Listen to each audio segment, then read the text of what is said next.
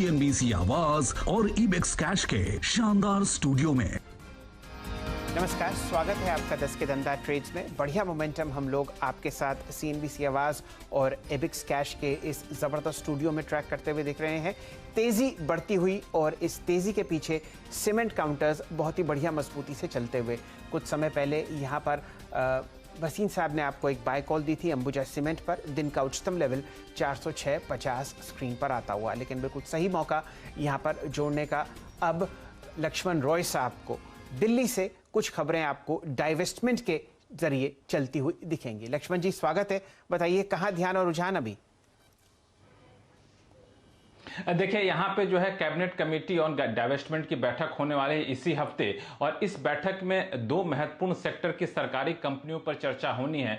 उनमें से एक है फर्टिलाइजर सेक्टर और दूसरा है स्टील सेक्टर। यहाँ पे आपको बता दूं कि फर्टिलाइजर सेक्टर में सरकार जो है एनएफएल और आरसीएफ, जी हाँ, एनएफएल और आरसीएफ में सरकार जो है अपनी हिस्सेदारी बेचने की तैयारी कर रही है। और सेल की बात करूं, जो स्टील सेक्टर की कंपनी है उसके 2 प्लांट को सरकार बेचने की तैयारी कर रही है, उसकी प्रक्रिया भी तेज हो चुकी है। तो इस दोनों प्लांट को बेचने और फर्टिलाइजर सेक्टर की सरकारी कंपनियों में हिस्सेदारी बेचने के ऊपर चर्चा होगी। यहां पे एनएफएल और आरसीएफ को लेकर सरकार की कोशिश ये है कि शॉर्ट टर्म में खास तौर से हम यहां पे एक ओएफएस लाएं दोनों कंपनियों के लिए, और उसकी प्रक्रिया शुरू हो चुकी है। तो एक तरीके से डाइवेस्टमेंट को सरकार फास्ट ट्रैक करने की कोशिश करती हुई दिखेगी, और इस हफ्ते एक महत्वपूर्ण बैठक है कैबिनेट कमेटी ऑन डाइवेस्टमेंट की।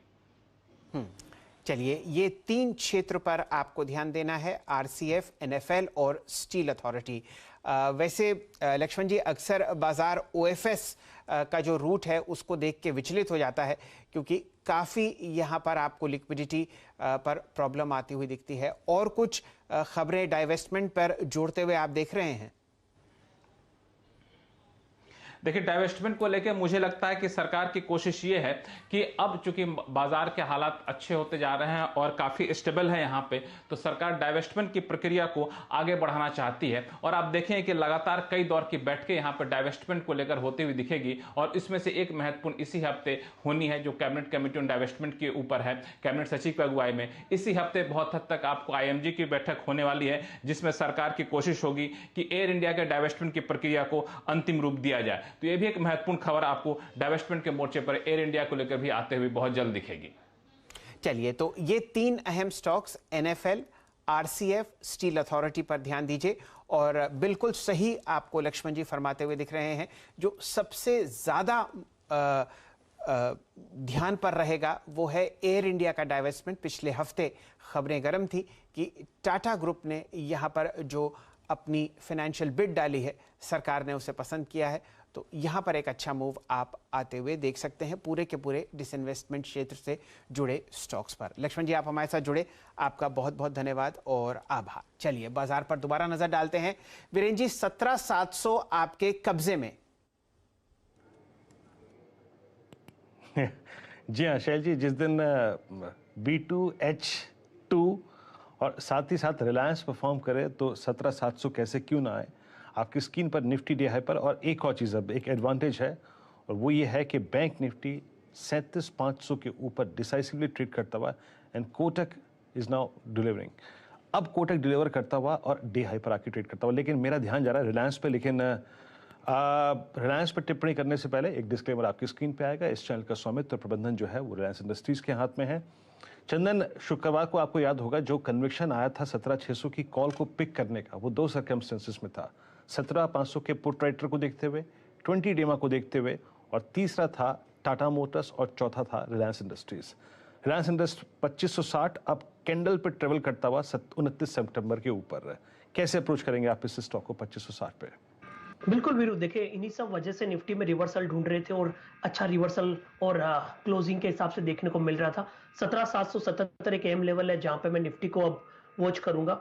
रिलायंस की बात करें तो बिल्कुल B2 HDFC लिमिटेड और सिलेक्टिव बैंकिंग काउंटर है, बाजार के मूड को एक तेजी के माहौल में तब्दील कर रहे हैं। रिलायंस इंडस्ट्री यहाँ पे कंसोलिडेशन ब्रेकआउट देखने को मिलेगा। आप देखोगे यहाँ पे पुट्स की एक्टिविटी काफी अच्छे देखने को मिल रही है। 2 दिन पहले जो हल्का सा डिप हुआ उसमें भी आप 2500 की पुट में एक्टिविटी देख रहे हो, तो 2500 एक मेजर सपोर्ट रहेगा। ऊपर में 2620 तक के लेवल्स के लिए रिलायंस में। बिल्कुल सही मौका अब आपके सामने। बहुत सारे स्टॉक्स बहुत ज़बरदस्त मोमेंटम में, जैसा कि वीरेन जी बता ही रहे हैं, Bajaj finance, Bajaj Finserv, HDFC bank, Reliance industries, सारा का सारा सीमेंट का समूह आपको तेज़ी में चलता हुआ दिख रहा है। और ये तेज़ी अब बहुत ज़बरदस्त तरीके से 250 अंक का रूप लेकर निफ्टी पर आपको निखरती हुई दिख रही है। 17,710 स्क्रीन पर और उच्चतम लेवल फिलहाल निफ्टी का। ट्रेड में अभी 45 मिनट ही हुए हैं और हर 5 मिनट की कैंडल आपको हरे निशान में हायर हाइज और हायर लोज लगाती हुई दिखेगी। बिल्कुल सही मौका यहाँ पर बाजार में एक लंबी सांस लेने का, और इसकी जो रूपरेखा है, अंदर के जो चलन है, उस पर अब आपको नज़र डालते हुए दिखेंगे हमारे बहुत ही पुराने मित्र श्री समीर अरोड़ा साहब। आप बहुत ही जाने माने निवेशक हैं और पिछले 3-3.25 दशक से यहाँ पर बाजार में बहुत बढ़िया निवेश करते हुए दिख रहे हैं। समीर जी नमस्कार, स्वागत है आपका 10 के दमदार ट्रेड्स में। आपका इतना अच्छा चेहरा जब स्क्रीन पर दिखता है तो बुल्स भी बहुत खुश होते हैं और बढ़िया मोमेंटम वो आपको ट्रैक करते हुए दिखते हैं। बताइए, माथे पर कोई शिकन आपको आती हुई दिख रही है ग्लोबल सेंटिमेंट में? आप सिंगापुर में बैठते हैं और बहुत ही अच्छी तरीके से ग्लोबल बाजार भी ट्रैक करते हैं। तो मैं पहले एक्चुअली इसलिए हंस रहा था कि आपने मेरा 3.25 दशक कर दिया मेरा एक्सपीरियंस, जो कि बहुत ही ज्यादा हो गया, बट ठीक है, 27-28 साल का एक्सपीरियंस है, which is quite enough actually. अच्छा जी, तो इस समय मुझे वर्ल्ड में मतलब जो नेगेटिव्स हैं थोड़े बहुत, वो इतने सीरियस नहीं लग रहे कि उसके लिए हम अपनी स्माइल खो बैठे। तो जैसे पहले हुआ था कि जी चाइना में ये एवरग्रांडे का हो गया, और उससे क्या वो is it like, I think mister Uday Kotak ने ट्वीट किया कि ये लीमन मोमेंट है।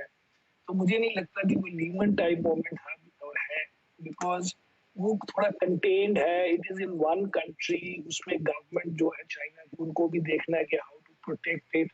अभी recently, that is I think last week, हमने पढ़ा कि कोई गवर्नमेंट कंपनीज ने भी स्टेक ले लिया उसमें, विच मीन्स की गवर्नमेंट थोड़ी रिस्पॉन्सिबिलिटी ले रही है उस डेट की, और वो डेट ग्लोबल उसमें नहीं होगा। तो एक वो चाइना का इशू हुआ था, और दूसरा तो वो पुराना इशू है ग्लोबली कि यूएस में क्या इन्फ्लेशन के कारण इंटरेस्ट रेट्स हाइक होंगे, या जस्ट बिकॉज जो फेडरल रिजर्व है वो अपनी बॉन्ड जो खरीदते हैं हर महीने, उसमें वो हल्के हल्के उसको स्लो डाउन करेंगे। तो वो स्लो डाउन तो करेंगे कहते हैं, लेकिन वो अभी भी पॉजिटिव होगा। दैट मीन्स अगर वो अभी 25 बिलियन के लेते हैं, शायद वो 15 बिलियन के हर महीने लेंगे, and may be after 6-8 months 1 year वो एक्स्ट्रा बाइंग बंद हो जाएगी। तो अभी वो भी इतना बड़ा इवेंट नहीं लग रहा, तो इसलिए ग्लोबली अब ठीक है काइंड ऑफ थिंग। मतलब इतना बढ़िया नहीं है कि बहुत ही आपको हेल्प करे, लेकिन हर्ट करने की कोई जरूरत नहीं